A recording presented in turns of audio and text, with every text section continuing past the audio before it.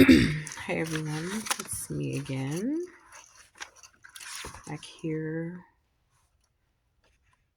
to finish my next couple chapters. Let me see. Yeah, it's like 3 chapters. A lot of short chapters again of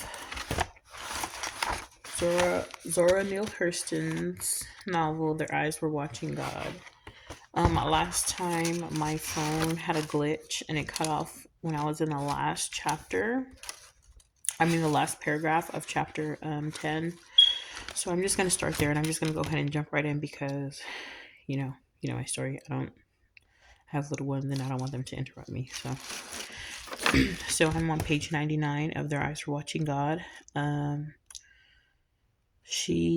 Janie was coming down the palm line walk before she had a thought for her safety. She was just getting ready to go to her home with Tea Cake. She had just met him that day, so. But it was, Janie was halfway down the palm lined walk before she had a thought for her safety. Maybe this strange man was up to something, but it was no place to show her fear there in the darkness between the house and the store. He had hold of her arm too. Then in a moment it was gone. Tea Cake wasn't strange. Seemed as if she had known him all her life. Look how she had been able to talk with him right off. He tipped his hat at the door and was off with the briefest good night. So, so she sat on the porch and watched the moon rise. Soon its amber fluid was drenching the earth and quenching the thirst of the day. So I guess she didn't go inside with him, but which is good. Just met this man, Janie. What are you doing? What are you doing, Janie?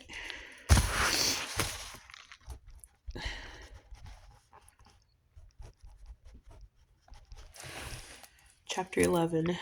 Janie wanted to ask Hezekiah about tea cake, but she was afraid he might misunderstand her and think she was interested. Excuse me. In the first place, he looked too young for her. Must be around 25, and here she was around 40. Then again, he didn't look like he had too much. Maybe he was hanging around to get in with her and strip her of all that she had. Just as well if she never saw him again. He was probably the kind of man who lived with various women but never married. Fact is, she decided to treat him so cold if he ever did foot the place that he'd be sure not to come hanging around there again. He waited a week exactly to come back to Janie's snub. It was early in the afternoon and she and Hezekiah were alone. She heard somebody humming like they were filling for pitch and looked towards the door. Tea Cake stood there mimicking the tuning of a guitar. He frowned and struggled with the pegs of his imaginary instrument, watching her out of the corner of his eye, with the secret joke playing over his face. Finally she smiled and he sung Middle C, put his guitar under his arm and walked on back to where she was. Evening, folks. Thought y'all might like a little music this evening, so I brought along my box. Crazy thing, Janie commented, beaming out with light. He acknowledged the compliment with a smile and sat down on the box. Anybody have a Coca-Cola with me? I, I just had one, Janie temporized with her conscience. It'll have to be done all over again, Miss Starks. How come? 'Cause it wasn't done right that time. Can I bring us 2 bottles? Oh, Kaya. Oh, it's like Hezekiah, excuse me. Kaya, bring us 2 bottles from the bottom of the box. How you been making out since I seen you last, Tea Cake? Can't kick. Could be worse. Made 4 days this week and got to pay in my pocket. We got a rich man around here then, buying passenger trains, battleships this week. Which one do you want? It all depends on you. Oh, if you's treating me to it, I believe I'll take the passenger train. If it blow up, I'll still be on land. Choose the battleship if that's what you really want. I know where one is right now. Seen one round Key West the other day. How are you going to get it? Ah, shucks. Them admirals is always old folks. Can't no old man stop me from getting no ship for you if that's what you want. I'd get that ship out from under him so slick till he'd be walking the water like old Peter before he knowed it. They played away the evening again. Everybody was surprised at Janie playing checkers, but they liked it. Three or four stood behind her and coached her moves and generally made merry with her in a restrained way. Finally, everybody went home but TK. You can close you can close up, Kaya, Jenny said. Think I'll go on home. Tea Cake fell in beside her and mounted the porch this time. So she offered him a seat and they made a lot of laughter out of nothing. Near 11 o'clock, she remembered a piece of pound cake she had put away. Tea Cake went out to the lemon tree at the corner of the kitchen and picked some lemons and squeezed them for her. So they had lemonade too. Moon's too pretty for anybody to be sleeping it away, Tea Cake said after they had washed up the plates and glasses. Let's us go fishing. Fishing? This time of night? Fishing. I know where the bream is bedding. Seen 'em when I come round the lake this evening. Where's your fishing pole? Let's go sit on the lake. It was so crazy digging worms by lamplight and setting out for Lake Sibylla after midnight that she felt like a child breaking rules. That's what made Janie like it. They caught two or three and got home just before day.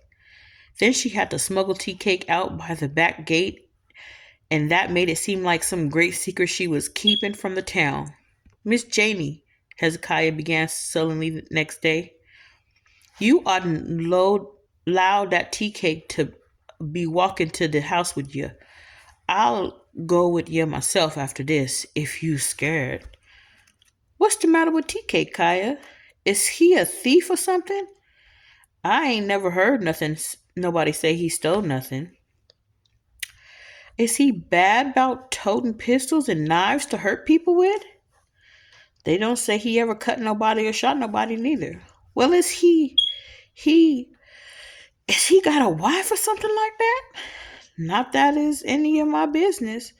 She held her breath for the answer. No, ain't nobody, and nobody wouldn't marry Tea Cake to starve to death, less than it's somebody just like him, ain't used to nothing. Of course, he always keep himself in changing clothes. That long leg Tea Cake ain't got doodly squat.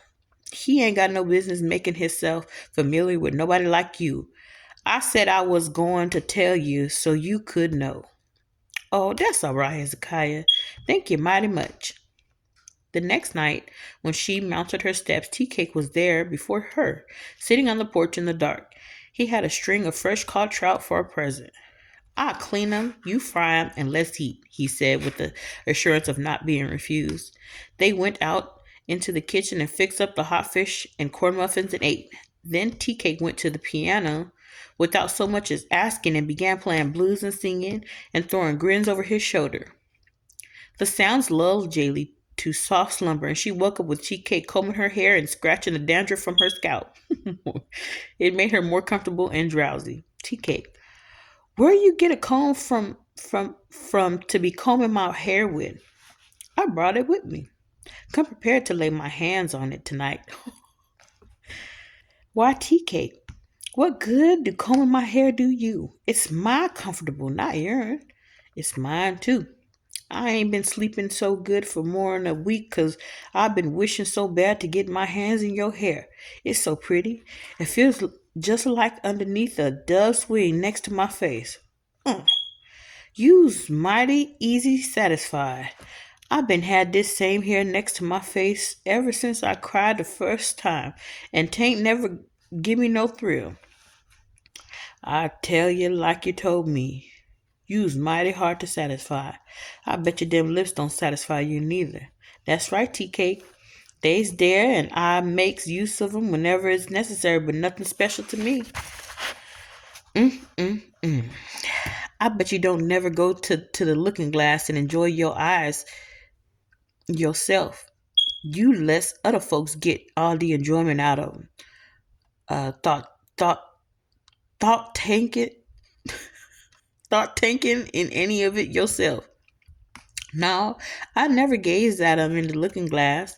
If anybody else gets any pleasure out of 'em, I ain't been told about it. See that?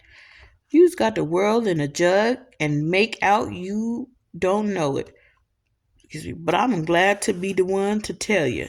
I guess you done told plenty women all about it. I'm the Apostle Paul to the Gentiles. I tells them, and then I shows them. I thought so. She yawned and made to get up from the sofa. You done got me so sleepy with your head scratching, I could hardly make it to the bed. She stood up at once, collecting her hair. He sat still. Nah, you ain't sleepy, Miss Janie. You just wants me to go. You figure a rounder and a pimp, and you done wasted too much time talking with me. What, tea cake? Whatever put that notion in your head? The way you looked at me when I said what I did, your face scared me so bad till make my whiskers drawed up. I ain't got no business being mad at nothing you do and say. You got it all along. You got it all wrong. I ain't mad at all. You know it, and that's what puts the shamery on me. You's just disgusted with me. Your face just left here and went off somewhere else. Now you ain't mad with me. I'd be glad if you was, 'cause then I might do something to please you. But like it is, my likes and dislikes ought not to make no difference with you, Tea Cake. That's for your lady friend. I'm just a sometime friend of yours. Janie walked towards the stairway slowly, and Tea Cake sat where he was, as if he had frozen to his seat, in fear that once he got up, he'd never get back in it again. He swallowed hard and looked at her walk away. I didn't aim to let on to you about it, leastways not right away, but I'd rather be shot with tacks than for you to act with me like you is right now. You got me in the go long. At the newel post, Janie whirled around, and for the space of a thought, she was lit up like a transfiguration. Her next thought brought her crashing down. He's just saying anything for the time being, feeling he's got me, so I'll believe him. The next thought buried her under tons of cold futility. He's trading on being younger than me, getting ready to laugh at me for an old fool. But oh, what wouldn't I give to be 12 years younger so I could believe him? Oh, tea cake, you just say that tonight because the fish and cornbread tasted sort of good. Tomorrow your mind would change. No, I wouldn't either. I know better.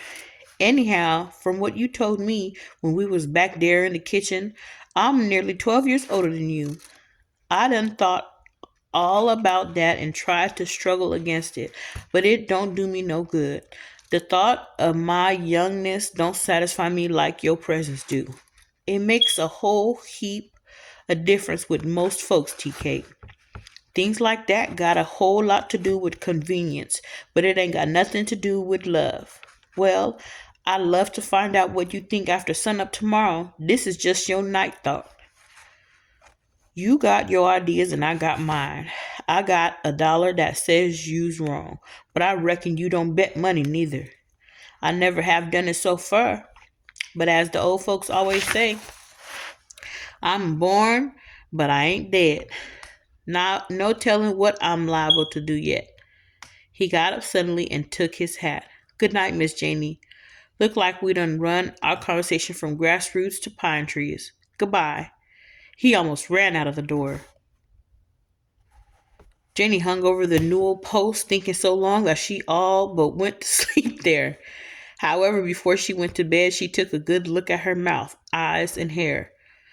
All next day in the house and store, she thought resistant thoughts about tea cake. She even ridiculed him in her mind and was a little ashamed of the association.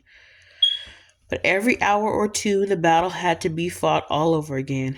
She couldn't make him look just like any other man to her.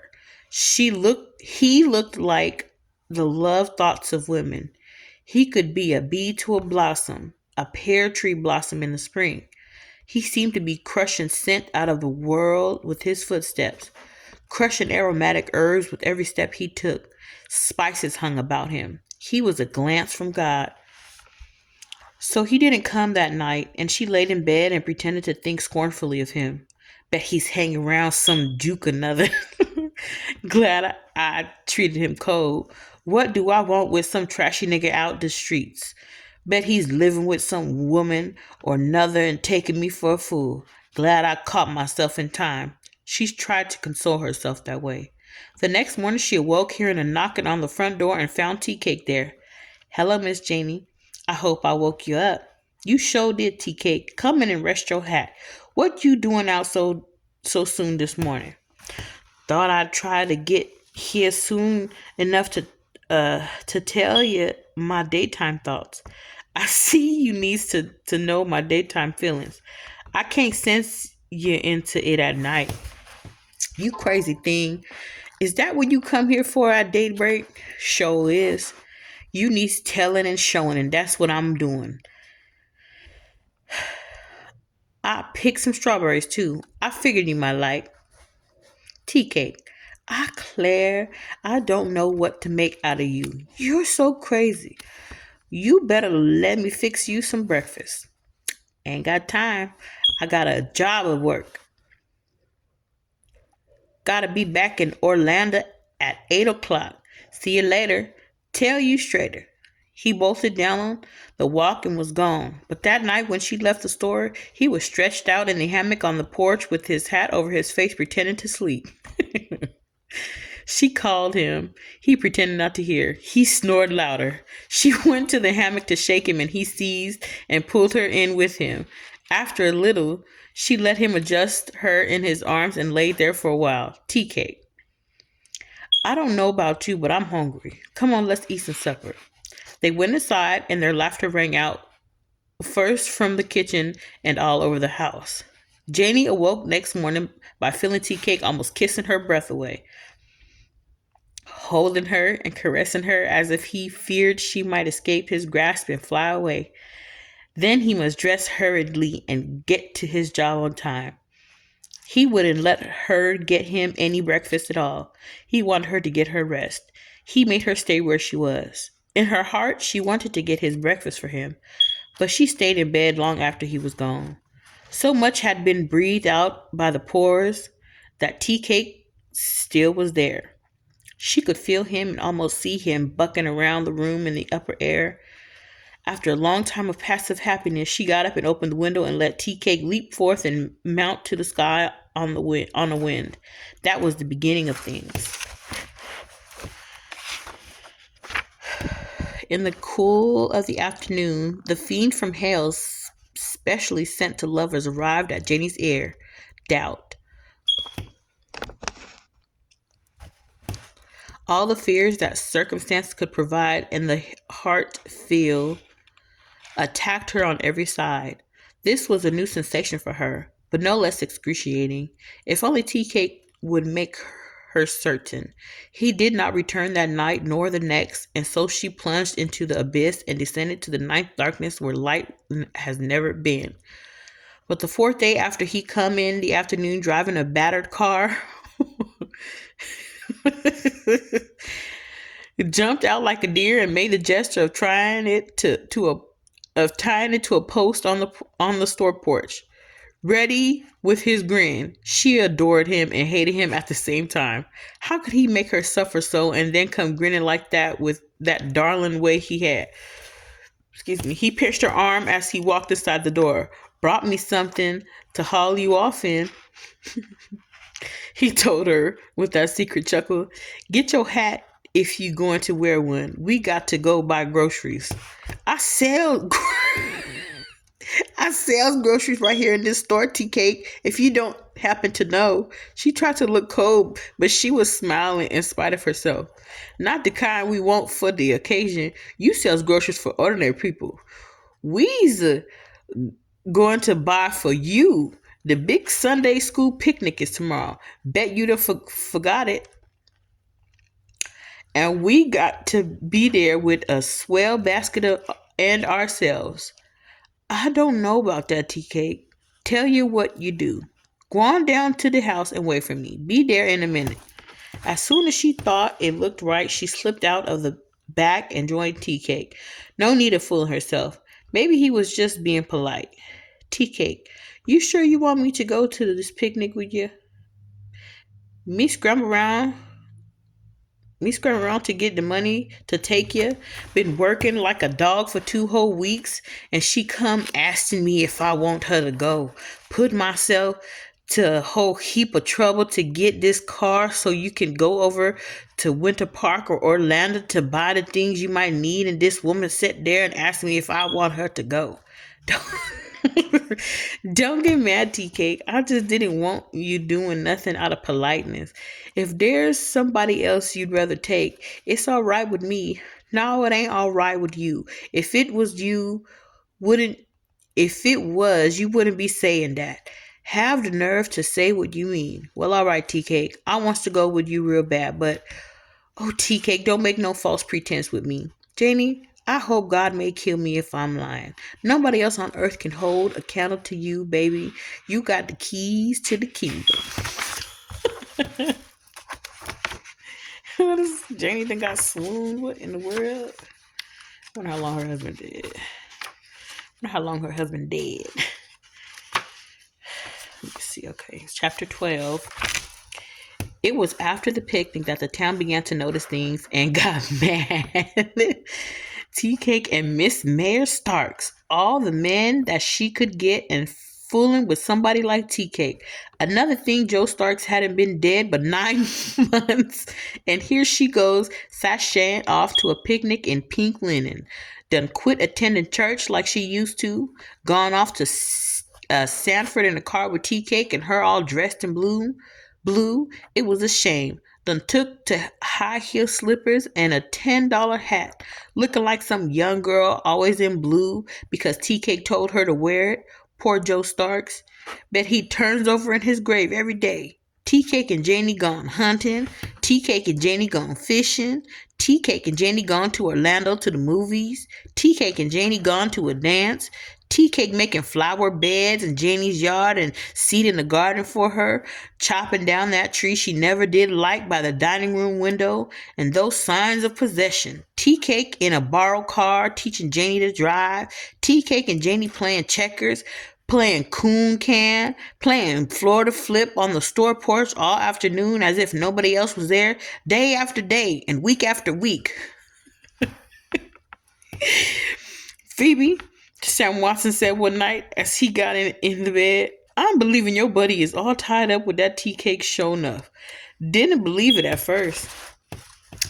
She don't mean nothing by it. I think she's sort of stuck on that undertaker at up at Sanford.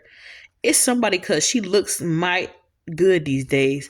New dresses and her hair combed a different way nearly every day. You got to have something to comb hair over. When you see a woman doing so much racking in her head, she's combing at some man or another. Of course, she can do as she please, but that's a good chance she got up at Sanford. The man's wife died, and he got a lovely place to take her to, already furnished. Better in her house Joe left her. You better sense her into things than cause Tea Cake can't do nothing but help her spend what she got. I reckon that's what he's after. Throwing away what Joe Starks worked hard to get together.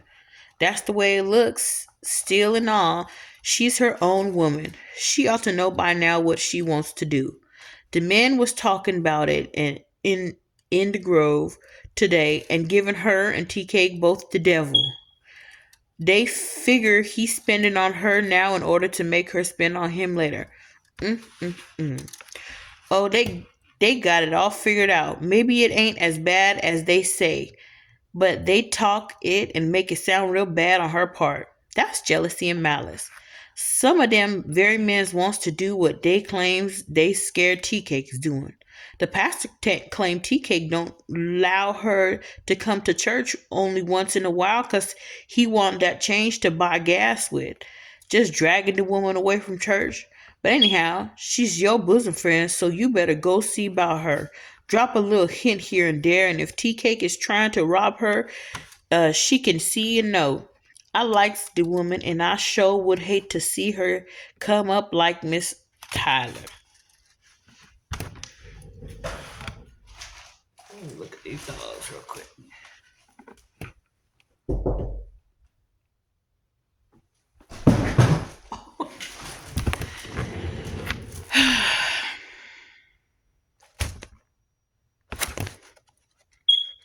Sorry. Okay. Oh my God, now. Reckon I better step over there tomorrow and have some chat with Janie. She just ain't thinking what she doing, that's all. The next morning, Phoebe picked her way over to Janie's house like a hen to a neighbor's garden. Stopped and talked a little with everyone she met, turned aside momentarily uh, to pause at a porch or two, going straight by walking crooked. Excuse me. So her firm intention looked like an accident, and she didn't have to give her opinion to folks along the way. Janie acted glad to see her, and after a while, Phoebe broached her with, "Janie, everybody's talking about how that tea cake is dragging you around to places you ain't used to. Baseball games and hunting and fishing. He don't know you used to a more high time crowd than that. You always did class off." Jody classed me off. I didn't. Nah, Phoebe, tea cake ain't dragging me off nowhere I don't want to go. I always did want to get round a whole heap, but Jody wouldn't allow me to. When I wasn't in the store, he wanted me to just sit with folded hands and sit there. And I'd sit there with the walls creeping up on me and squeezing all the life out of me. Phoebe, these educated women got a heap of things to sit down and consider. Somebody done told them what to sit down for. Nobody ain't told poor me, so sitting still worries me. I wants to utilize myself all over. But Janie, tea cake, well, he ain't no jailbird. He ain't got a dime to cry. Ain't you scared he just after your money? Him being younger than you? He ain't never asked the first penny from me yet. And if he loved properly, he ain't no difference from all the rest of us. All these old men that's sitting around me is after the same thing. There's three more whiter women in town. How come they don't break their neck after them? 'Cause they ain't got nothing, that's why. Folks see you out in colors and they thinks you ain't paying the right amount of respect to your dead husband. I ain't grieving, so why do I have to mourn? Tea Cake loved me in blue, so I wears it. Jody ain't never in his life picked out no color for me. The world picked out black and white for mourning. Joe didn't. So I wasn't wearing it for him. I was wearing it for the rest of y'all. But anyhow, watch yourself, Jeannie, and don't be took advantage of. You know how these young men is with older men. Most of the time, they after what they can get. Then they's going like a turkey through the corn.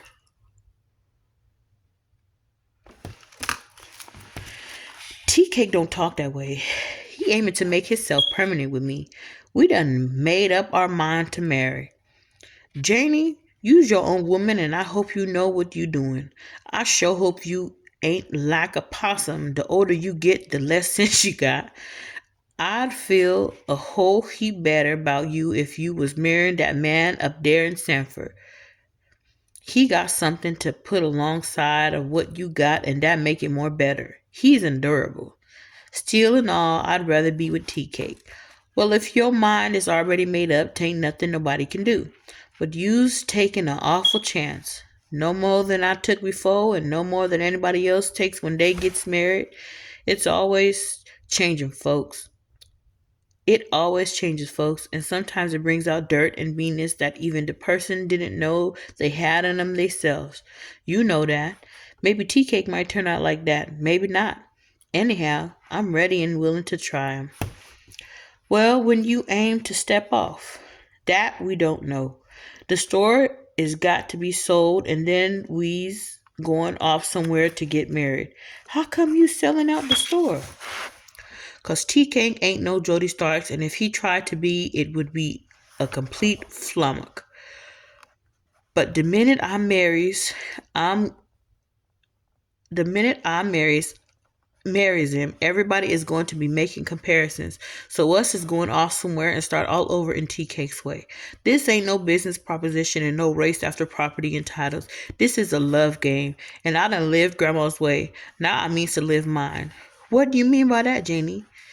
She was born into slavery time when folks, that is black folks, didn't sit down anytime they felt like it. So sitting on porches like the white madam looked like a mighty fine thing to her. That's what she wanted for me. That care what it costs. Don't care what it costs. Give up on a high chair and sit there. Get up on a high chair and sit there. She didn't have time to think what to do after you got up on the stool. Do nothing. The object was to get there. So I got up on that high stool like she told me, but Phoebe, I'd have nearly languished to death up there.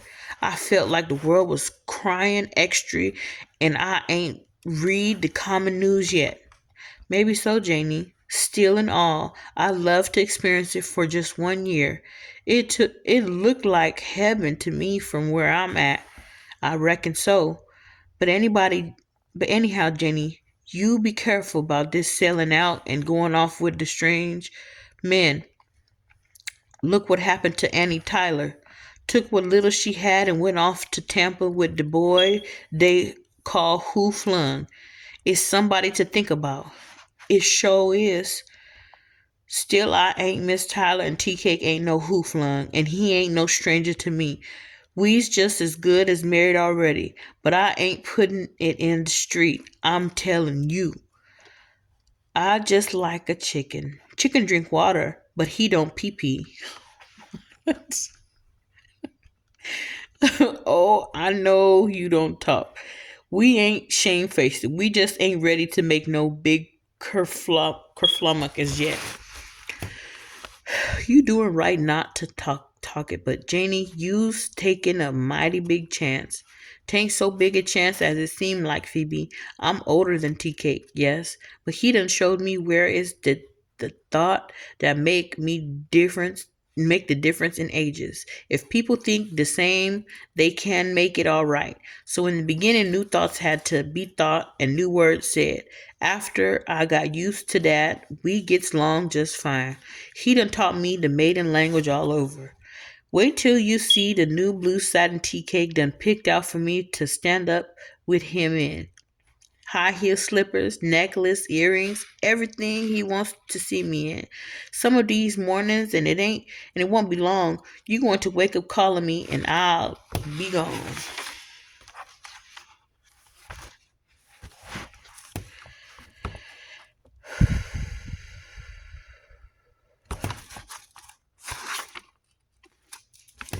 Chapter 13.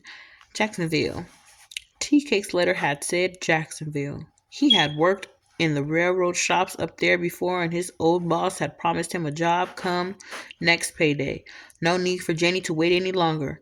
Wear the new blue dress because he meant to marry her right from the train. Hurry up and come because he was about to turn into pure sugar thinking about her. Come on, baby. Papa Tea Cake never could be mad with you. Janie's train left too early in the day for the town to witness much, but the few who saw her leave bore plenty witness. They had to give it to her. She sure looked good, but she had no business to do it. It was hard to love a woman that always made you feel so wishful. The train beat on itself and danced on the tiny steel rails mile after mile. Every now and then the engineer would play on his whistle for the people in the towns he passed by, and the train shuffled on to Jacksonville and to a whole lot of things she wanted to see and to know. And there was Tea Cake in the big old station in a new blue suit and straw hat, hauling her off to a preacher's house first thing, then right on to the room he had been sleeping in for 2 weeks all by himself waiting for her to come. And such another hugging and kissing and carry on you never saw. It made her so glad she was scared of herself. They stayed at home and rested that night, but the next night they went to a show, and after that they rode around on the trolley cars and sort of looked things over for themselves. Tea Cake was spending and doing out of his own pocket, so Janie never told him about the $200 she had pinned inside her shirt next to her skin. Phoebe had insisted that she bring it along and keep it secret just to be on the safe side. She had $10 over her fare in her pocketbook. Let Tea Cake think that was all she had. Things might not turn out like she thought. Every minute since she had stepped off the train, she had been laughing at Phoebe's advice. She meant to tell Tea Cake the joke sometime when she was sure she wouldn't hurt his feelings. So it came around that she had been married a week and sent Phoebe a card with a picture on it. That morning, Tea Cake got up early earlier than Janie did. She felt sleepy and told him to go get some fish to fry for breakfast. By the time he had gone and come back, she would have finished her nap out. He told her he would, and she turned over and went back to sleep. She woke up and tea cake still wasn't there, and the clock said it was getting late, so she got up and washed her face and hands. Perhaps he was down in the kitchen fixing around to let her sleep. Janie went down, and the landlady made her drink some coffee with her because she said her husband was dead, and it was bad to be having your morning coffee by yourself. Your husband gone to work this morning, Miss Woods? I seen him go out a good while ago. Me and you can uh company for one another, can't us? Oh yes, indeed, Miss Samuels. You puts me in the mind of my friend back in Edenville. Yeah, you's nice and friendly just like her. Therefore, Jenny drank her coffee and sank on back to her room without asking her landlady anything. Tea Cake must be hunting all over the city for that fish. She kept that thought in front of her in order to not think too much. When she heard the 12 o'clock whistle, she decided to get up and dress.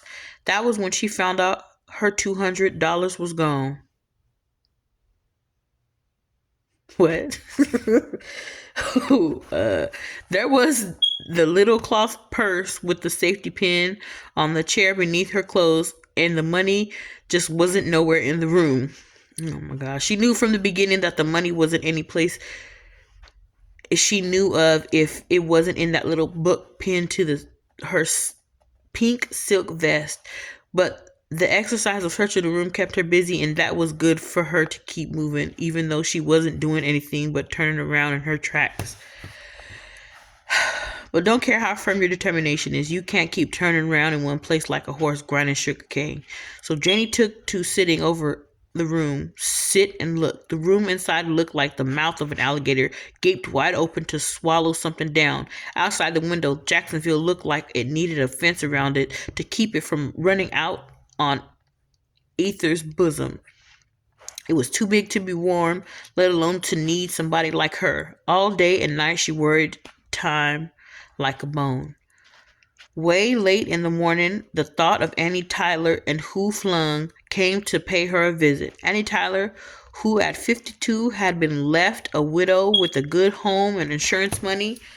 Miss Tyler with her dyed hair, newly straightened, and her uncomfortable new false teeth, her leathery skin blotched with white with powder in her giggle. Her love affairs with boys in their late teens and early 20s, for all of whom she spent her money on suits of clothes, shoes, watches, and things like that, and how they left her as soon as their wants were satisfied. Then, when her ready cash was gone, had come Hooflung to denounce his predecessor as a scoundrel and took up around the house himself. It was he who persuaded her to sell her house and come to Tampa with him. The town had seen her limp off. The undersized high heel slippers were punishing her tired feet that looked like bunions all over. Her body squeezed and crowded into a tight corset that shoved her middle up under her chin. But she had gone off laughing and sure, as sure as Janie had been.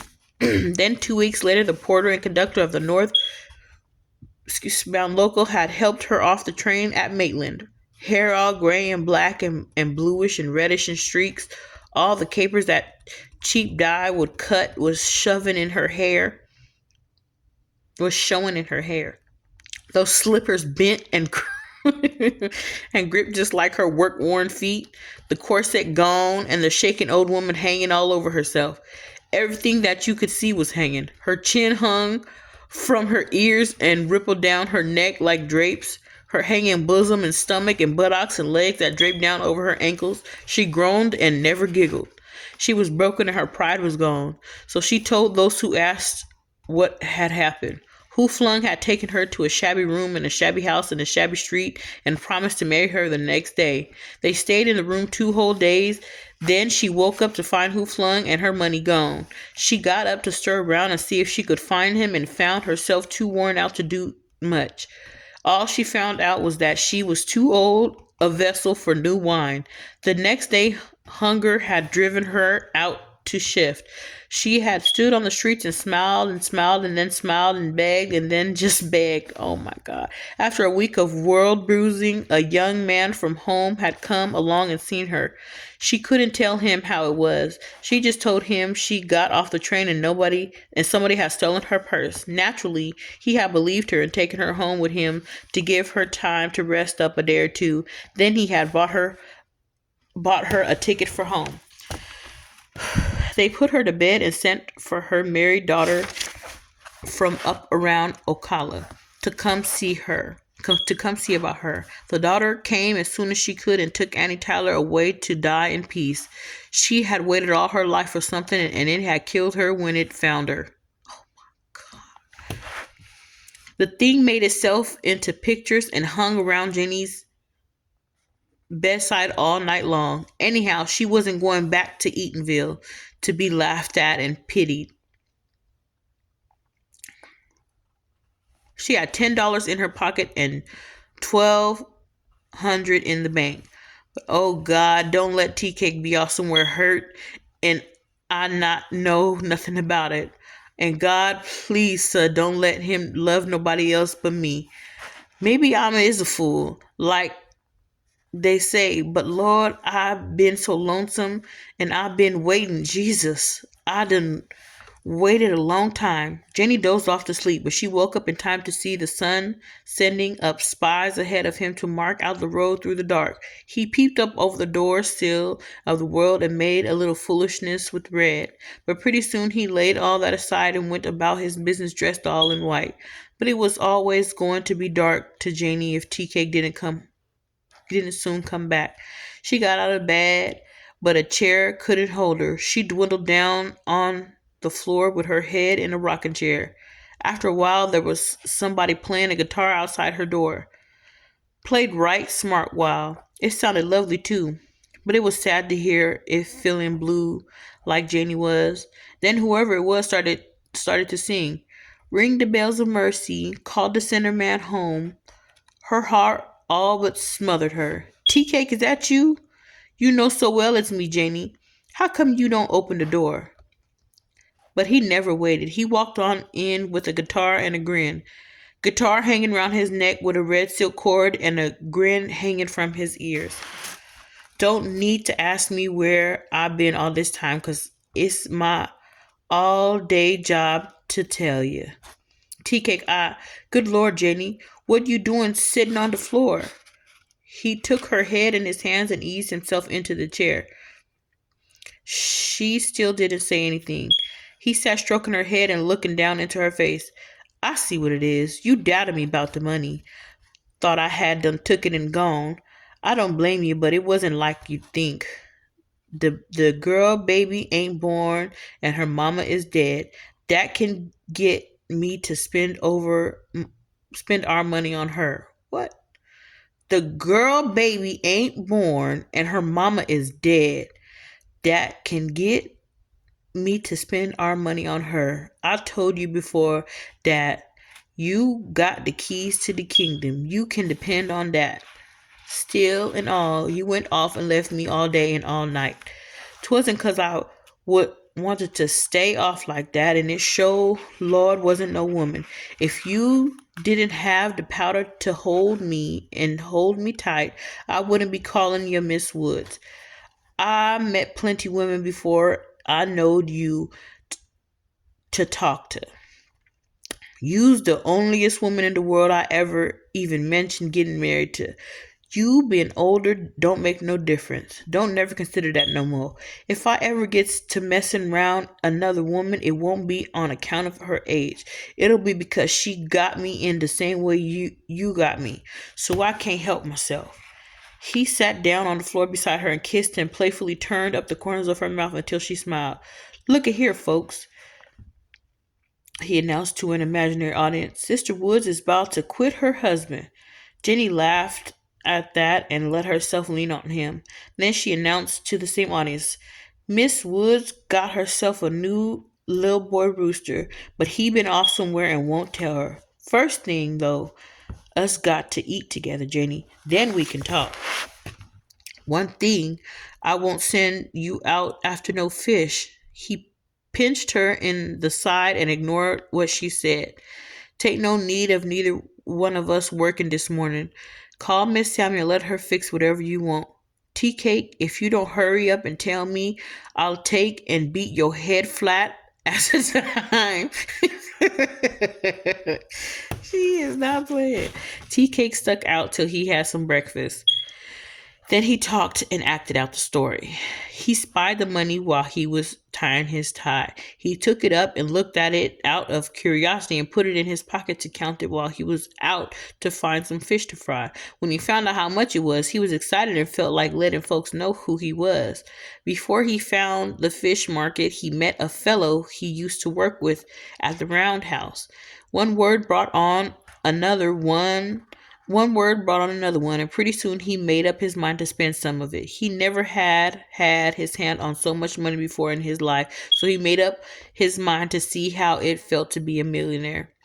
They went on out to Callahan round the railroad shops, and he decided to give a big chicken and macaroni supper that night, free to all. He bought up the stuff and they found somebody to pick the guitar so they could all dance some. So they sent the message all around for people to come, and come they did. A big table loaded down with fried chicken and biscuits and a wash tub full of macaroni with plenty cheese in it. When the fellow began to pick the box and the people began to come from east, west, north, and Australia, and he stood in the door and paid all the ugly women $2 not to come in. One big Marini colored woman was so ugly till it was worth $5 for her not to come in, so he gave it to her.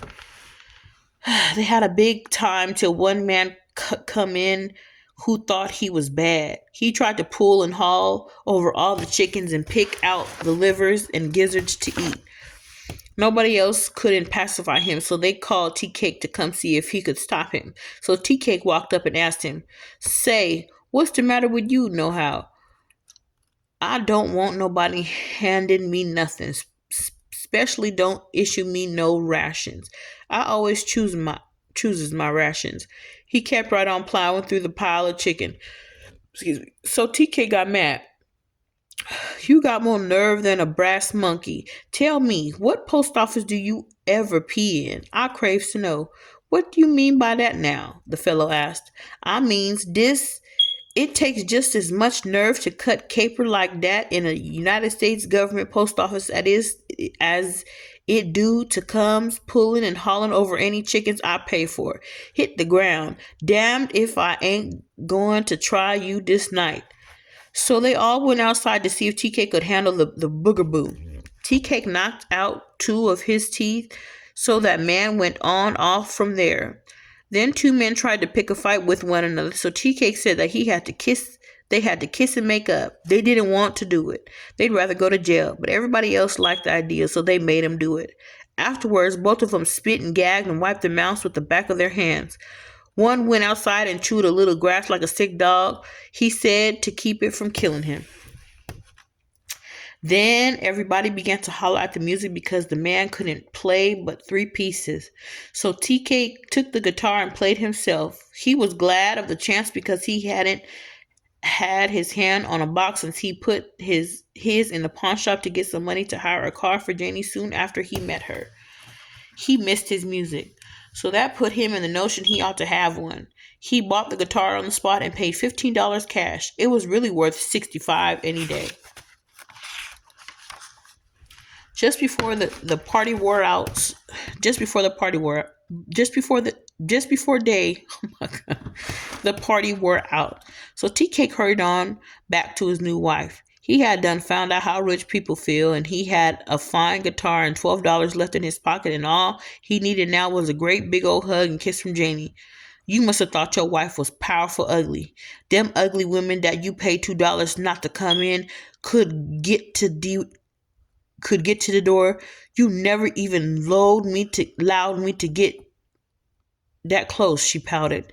"Janie, I would have give Jacksonville with Tampa for a jump back for you to be there with me. I started to come get you 2-3 times. Well, how come you didn't come get me?" Janie, would you have come if I did? Sure would. I likes fun just as much as you do. Jenny, I wanted to mighty much, but I was scared. Too scared I might lose you. Why? Them wasn't no high muckety mucks. Them was railroad hands and they women folks. You ain't used to folks like that, and I was scared you might get all mad and quit me for taking you amongst them. But I wanted you with me just the same. Before us got married, I made up my mind not to let you see no commonness in me. When I get mad habits on, when I get mad habits on, I go off and keep it out your sight. Tain't my notion to drag you down with me. Look at here, TK. If you ever go off from me and have a good time like that and then come back here telling me how nice I expects to kill you dead. You hear me? So you aims to partake with everything, huh? Yeah, TK. Don't care what it is. That's all I wants to know. From now on, use my wife and my woman and everything else in the world I needs. I hope so. And honey, don't worry about your little old $200. It's big payday this coming Saturday at the railroad yards. I'm going to give this $12 in my pocket. Take this $12 in my pocket and win it all back and more. How? Honey, since you loose me and give me privilege to tell you all about myself, tell you. You done married one of the best gamblers God ever made. Cards or dice, either one. I can take a shoestring and win a 10 yard. Wish you could see me rolling, but this time it's going to be nothing but tough men's talking all kinds of talk, so it ain't no place for you to be, but 'twon't be long before you see me. All the rest of the week, TK was busy practicing up on his dice. He would flip them on the bare floor, on the rug, and on the bed. He'd squat and throw, sit in a chair and throw, and stand and throw. It was very exciting to Janie, who had never touched dice in her life.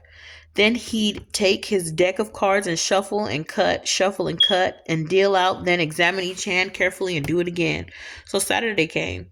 He went out and bought a new switchblade knife and 2 decks of Starback playing cards that morning and left Janie around noon.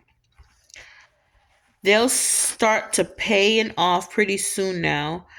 I wants to get in the game whilst the big money is in it. I ain't for no spudding today. I'll come home with the money or I'll come back on a stretcher. He cut 9 hairs out of the mole of her head for luck and went off happy. Janie waited till midnight without worrying, but after that she began to be afraid. So she got up and sat around scared and miserable, thinking and fearing all sorts of dangers, wondering at herself as she had many times this week that she was not shocked at TK's gambling. It was part of him, so it was all right. She rather found herself angry at imaginary people who might try to criticize. Let the old hypocrites learn to mind their own business and leave other folks alone. Tea Cake wasn't doing a bit more harm trying to win himself a little money than they was always doing with their lying tongues. Tea Cake had more good nature under his toenails than they had in their so-called Christian hearts. She better not hear none of them old backbiters talking about her husband. Please, Jesus, don't let them nasty niggers hurt her boy. If they do, Master Jesus grant her a good gun and a chance to shoot him. Tea Cake had a knife, it was true, but that was only to protect himself. God knows Tea Cake wouldn't harm a fly. Daylight was creeping around in the cracks of the world when Janie heard a feeble rap on the door. She sprung to the door and flung it wide. Tea Cake was out there looking like he was asleep standing up. In some strange way, it was frightening. Janie caught his arm to arouse him and he stumbled in the room and fell. Tea Cake, you child? What's the matter, honey? They cut me, that's all. Don't cry. Get me out this coat quick as you can. He told her he wasn't cut bad, wasn't cut but twice, but she had to have him naked so she could look him all over and fix him up to a certain extent. He told her not to call a doctor unless he got much worse. It was mostly loss of blood anyhow. I won the money just like I told you. Around midnight, I had $200 and was ready to quit even though it was a heap more money in the game. But they wanted a chance to win it back, so I sat back down to play some more. I knowed old Double Ugly was about broke and wanted to fight about it, so I sat down to give him his chance to get back his money and then to give him a quick trip to hell if he tried to pull that razor a glimpse in his pocket. Honey, no up-to-date man don't fool with no razor. The man with his switchblade will be done cut you to death while you fooling with a razor. But Double Ugly brags he's too fast with it to get hurt, but I know better. So around 4 o'clock, I had done cleaned them out complete, all except two men that got up and left while they had money for groceries, and one man that was lucky. Then I rose to bid them goodbye again. None of them didn't like it, but they all realized it was fair. I had done give him a fair chance, all but Double Ugly. He claimed I switched the dice. I shoved the money down deep in my pocket and picked up my hat and coat with my left hand and kept my right hand on my knife. I didn't care what he said long as he didn't try to do nothing. I got my hat on and one arm in my coat as